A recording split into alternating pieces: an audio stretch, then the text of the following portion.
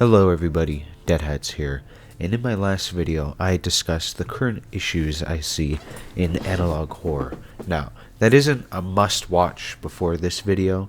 I do think it will enhance it though. But in that video, I discussed how I think a lot of the current issues of analog horror don't arise from necessarily bad writing or bad storytelling. I'm sure there's plenty of great stories out there.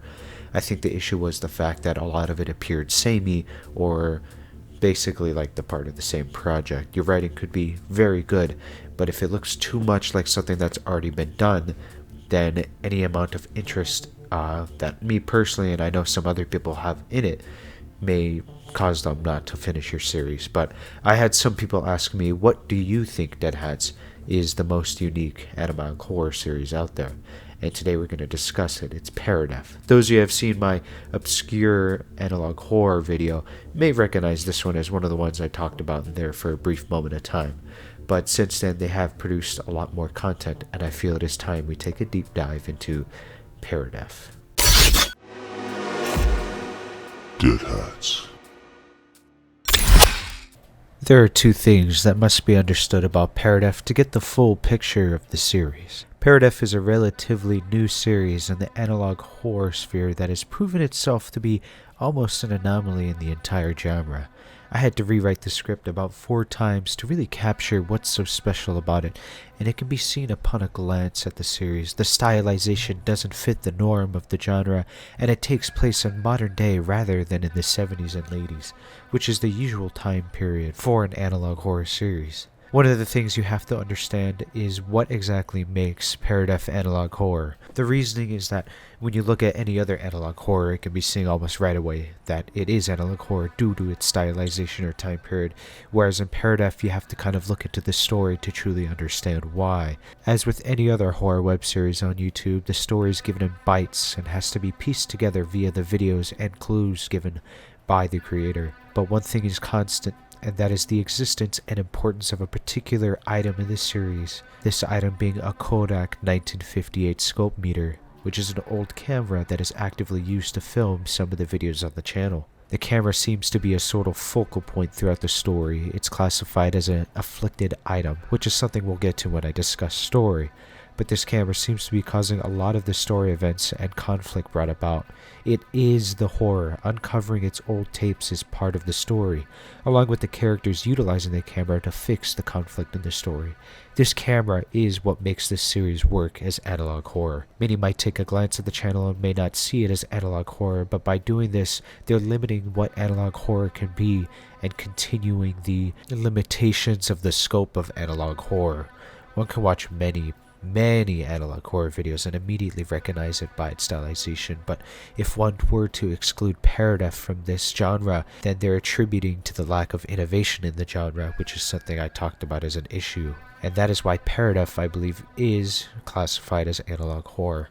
Another thing to take note of, without knowing right off the bat, and the second thing you must know, is that Paradef started off as a film project for a film student. I learned this through discussions with the creator Joe Gagliardi.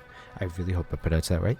And also by looking at the descriptions of the videos. For example, if you were to take a look at the first video on the channel titled Bleeding Lady, at first it may not appear that special. I've seen people call it boring even, as it does just focus on a single frame of a soldier kind of staring into a painting. Sure, the painting is unnerving, but it might lose its effect relatively quickly. However, upon finding out that the video was actually for a film project at the film school, with the limitation being that it can only be one frame, I had a newfound love for the video.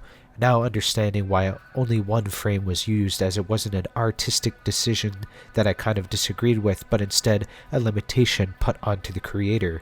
And now that I know that this was a limitation, I do think it does do its job well for what it was given. When I first watched this video, it was probably about 2 a.m. and it was in the middle of the night and I was alone in my room, and I will say that it did have a bit of an unnerving effect. It made my back kind of itch while watching the video, and I do think the video achieved its goal of being relatively horrifying despite being just one frame. Sure, upon rewatch it completely loses its effect, especially as many times as I had to watch it for this video, but I do think upon first watch, in that certain scenario I watched in, it did achieve its goal, and because of that I did have appreciation for it. And understanding that when watching some of the other videos on the channel, knowing that okay, there might be some limitations on it, I do think it does help enjoy what's there. I do think Joe Gagliardi is graduated. I'm not 100% sure on that, but it does make me excited to see what's in the future, knowing that now he has full reins to go wherever he wants with the story. And speaking of the story, let's go ahead and discuss it.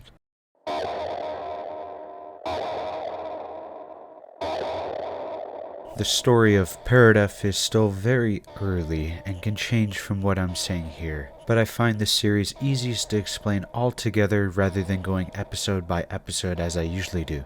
This is one of the many reasons why this script had many rewrites, as I kept trying to approach it from my usual angle with no luck. Paradef is an organization which I assume is short for Paranormal Defense or Paranatural Defense.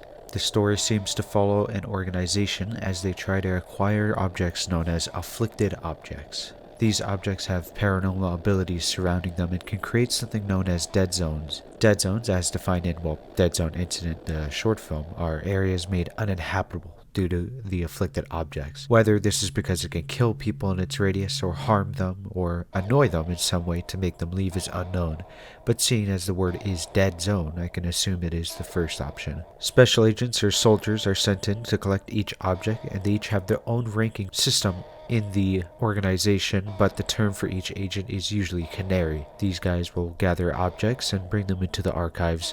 The only archive we know of is the Liberty Grand Archive, a place where these objects are stored, studied, and of course recorded and archived. However, as seen in the video Tome 12, we find out that certain parts of the archives are no longer safe to go into, becoming dead zones themselves due to the afflicted objects. It seems the afflicted objects have the ability to turn parts of the archive into dead zones, and in some cases even break out on their own. The risk of going into these sectors of the archive to retrieve and recontain them can be fatal or damaging. This is shown in Tome 12's description, where you can see that a canary operative needed a medical emergency right after trying to retrieve the object.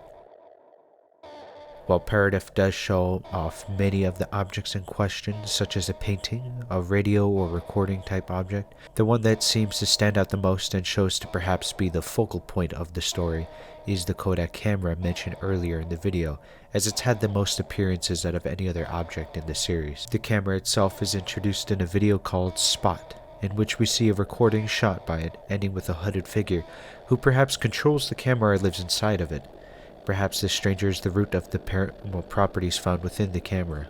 The next appearance is in the Tome 12 video, which appears to be a video shot by the camera showing agents attempting to recover it from the dead zone sector of the Liberty Grand Archive. In this, we can see text that I'm guessing is the camera adding to the footage to communicate to those watching it, and we get a glimpse of the camera's afflicted properties as one of the agents is seen removing his protective gear, which I can imagine he was put under some sort of trance by the camera and was forced to. Although, what interests me is the reference to the camera as Tome 12 in the description, which at first made me think that perhaps it was a different object they were recovering.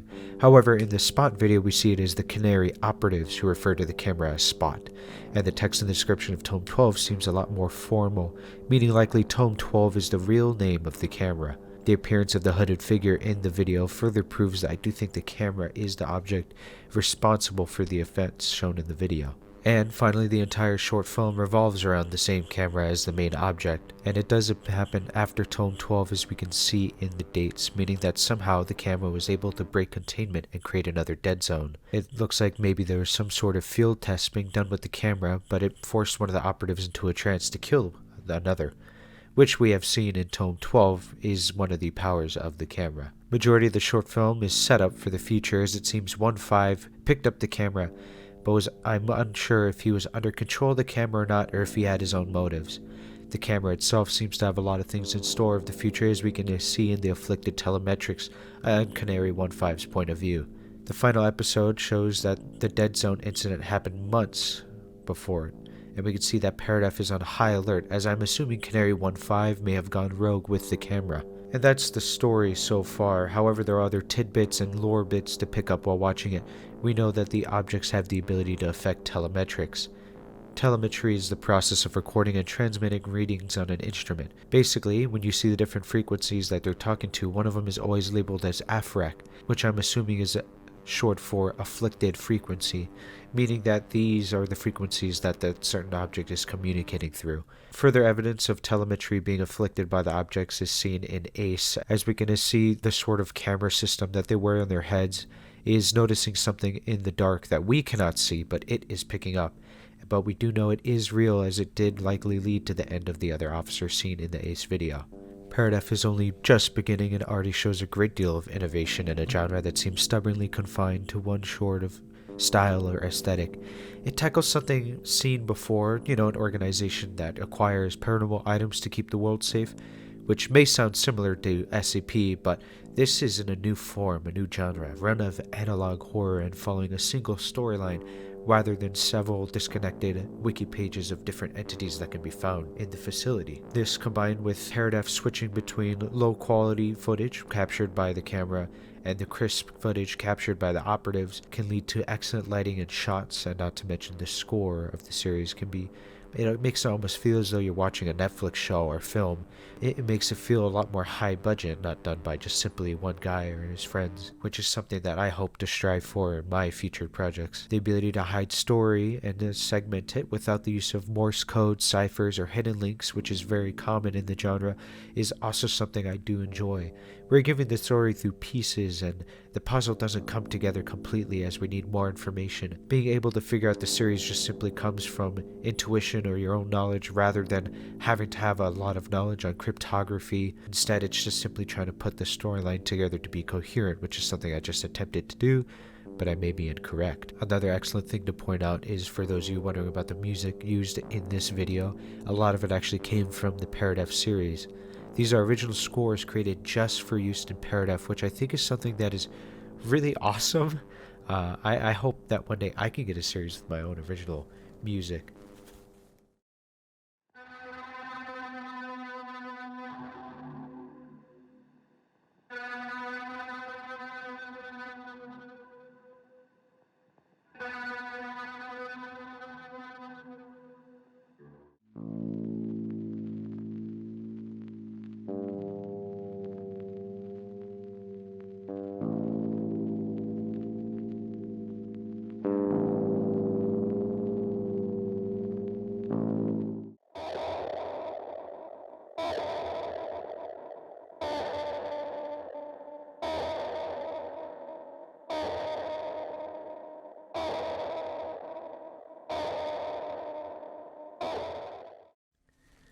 I would like to go further into the story, but this is all the information we have to work with right now. And honestly, I think it is going fantastic so far. I really cannot wait for the series to pick up more traction as people notice what it's doing differently, and the ability to use tropes we've seen before but in a new light or in a new way of viewing them. I do think a lot of people who are aspiring to make their own series should definitely look at Paradef for an idea of how to go about in a series in a unique direction in a way that hasn't been seen before. You can still use old tropes, but if you twist it and turn on its head, it can appear new. But that was Paradef. What did you guys think of the series? Do you think it was more unique than any other series we've seen by far? Do you even consider it analog horror? Do let me know in the comments below.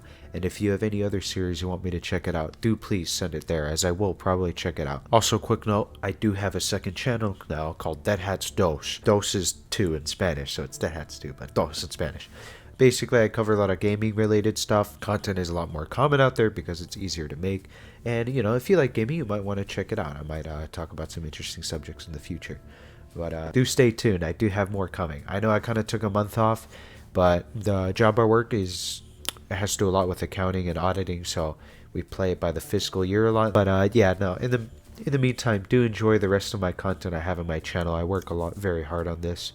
I've been trying to keep the production value very high recently, and because of this, videos do take a lot more time to make. I know this script took me at least a couple rewrites just because I tried really hard to break it down, and as I stated, it's a relatively complex series, but I do plan on picking up the pace faster, sooner, faster. If you have time, go ahead and check out those videos. Have a good evening or morning or whatever you're watching this, and goodbye.